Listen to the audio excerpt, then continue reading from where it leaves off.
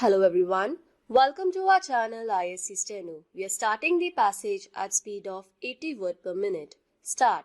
Mr. Vice Chairman, Sir, I rise to support the 6th schedule to the Constitution Bill 1988, which is brought on the floor of this House. Sir, it is a welcome measure in the right direction. This bill seeks to develop more powers to the district councils. Sir, in the district councils, the members are the tribals.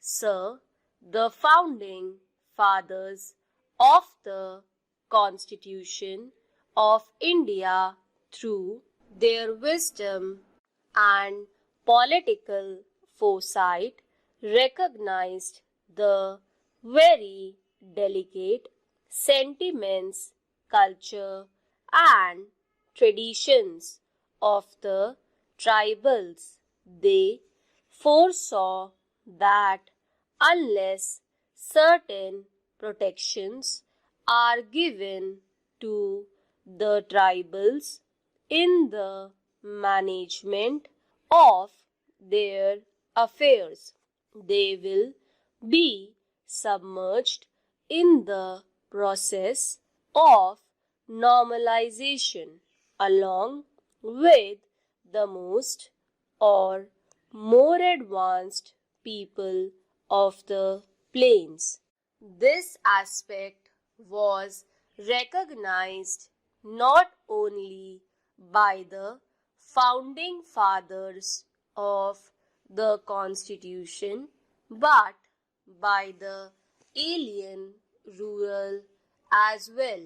According to 1937 Act, certain areas of Assam in the northeastern region were kept excluded to be looked after by the governor.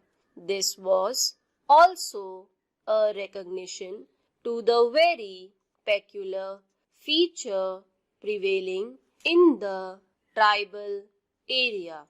This was intended to protect the innocent tribals from being exploited by more advanced people of the plains. So, when the Constitution was drafted, this special provision was made to protect the interests of the tribal, particularly in the northeastern region.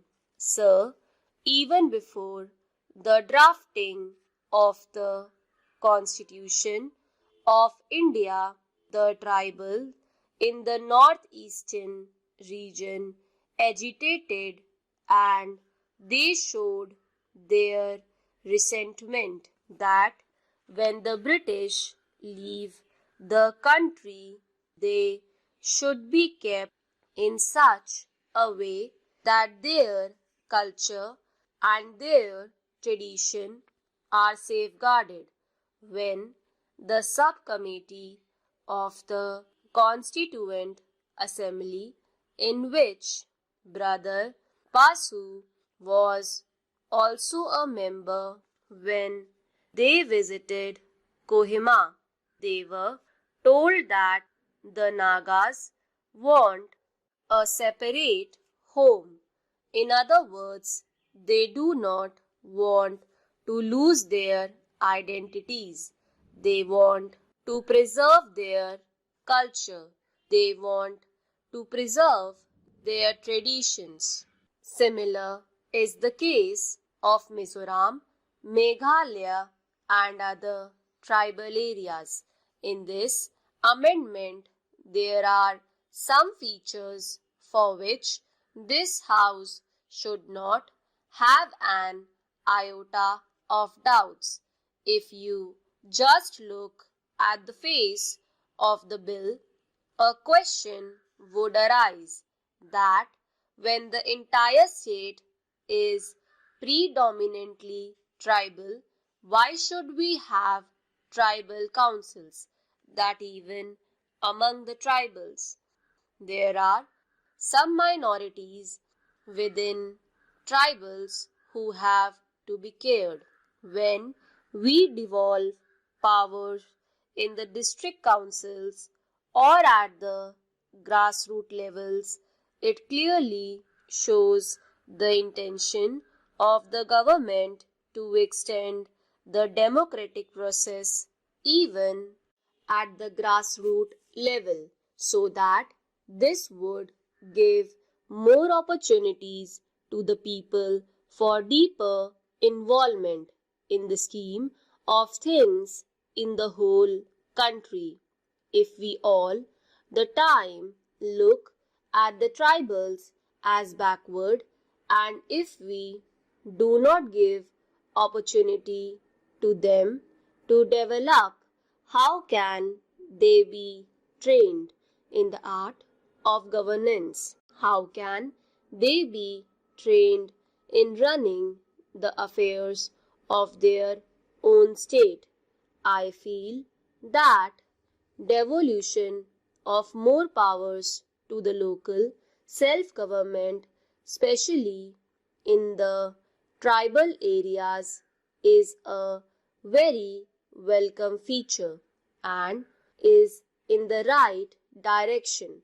I am afraid that while giving more powers to the council, if we do not again give them financial powers, I think this will be like an anti-drama.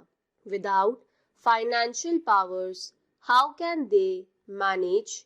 Therefore, in the amendment, I think you have rightly given more financial powers for the management of the district councils.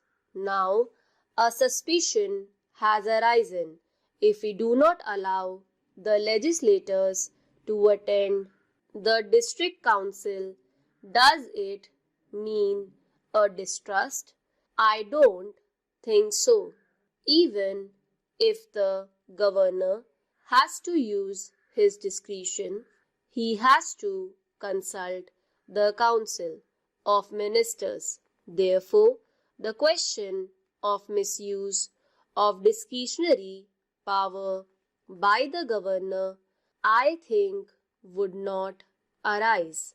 And also, use of discretion is on matters pertaining to the progress of these tribals, and therefore we should not misconstrue the spirit of the amendment which we are having before us.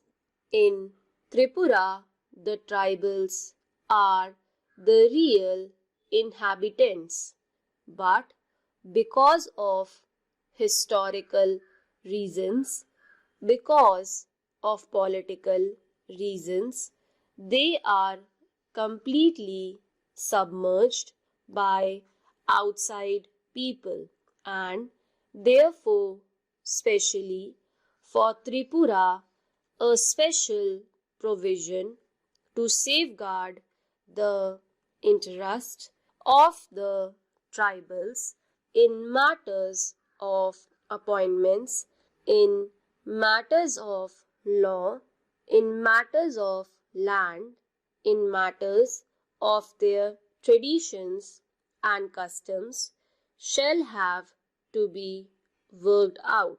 I would request the government to ensure that more protection and more safeguards are initiated, especially for the tribal minorities of Tripura. After all, in their own home, they are finding themselves in a minority, and therefore it is our moral obligation to ensure their safety, their security, and their future. I do not want to dwell much on this. I only wish that the district council in Mizoram, which has been envisaged in this amending bill, works well. The agreement with Mr. Lal Denga also clearly indicate that protection would be given to these minorities, which is good. It for the people here. Stop.